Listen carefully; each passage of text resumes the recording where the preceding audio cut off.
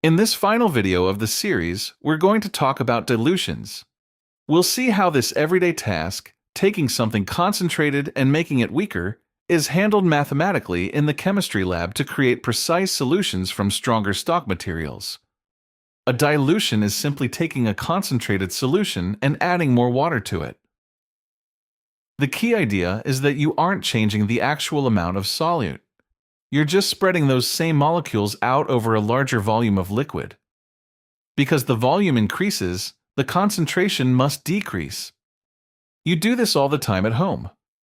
With frozen orange juice, for example, you take 1 can of concentrate and add 3 cans of water to make a full pitcher of drinkable juice. Laundry detergent works the same way. The manufacturer sells it in a small concentrated bottle, and your washing machine adds about 30 gallons of water to create the actual cleaning solution for your clothes. For our chemistry work, we use a specific formula, M1V1 equals M2V2. The 1s represent your starting concentrated stock, and the 2s represent your final diluted solution. One great thing about this formula is that your volume units can be anything, milliliters or liters, as long as you use the same unit on both sides of the equation. Let's look at an example.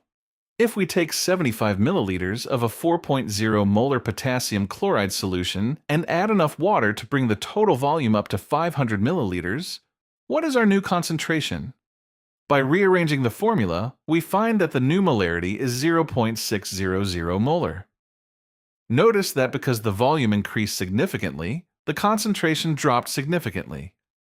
In the lab, I often have to pull from a highly concentrated stock bottle, like 16.1 molar hydrochloric acid, to make a safer, weaker solution for you to use in an experiment. If I need 250 milliliters of a 1.0 molar solution, I solve for V1 to figure out exactly how much of that strong acid to measure. In this case, I'd only need 15.5 milliliters of the stock to get the job done.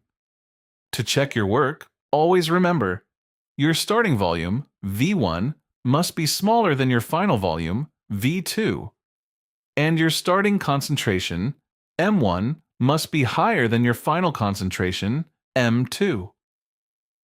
If those numbers look reversed, double-check your algebra. That concludes our module on solutions. Good luck with the activities.